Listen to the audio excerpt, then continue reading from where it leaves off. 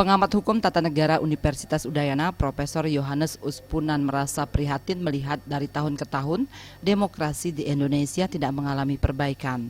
Selalu saja terjadi pelanggaran yang dilakukan pihak-pihak termasuk para demokrat yang seharusnya tidak menggunakan kekuasaannya untuk menggiring ataupun mendulang suara untuk kandidat tertentu.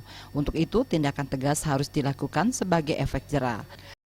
Maksud birokrat ini kan pegawai negeri sipil ya, kalau militer kan otomatis tidak.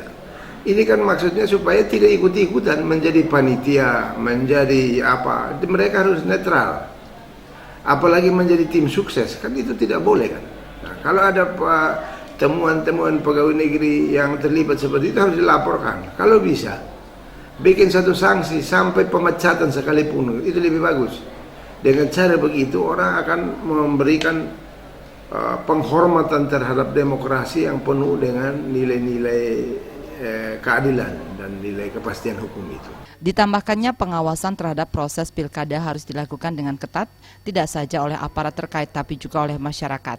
Pihak kandidat dan pendukungnya juga harus saling mengawasi sehingga pelanggaran sekecil apapun juga dapat terdeteksi. Purnama dan Indra Wijaya, Bali TV.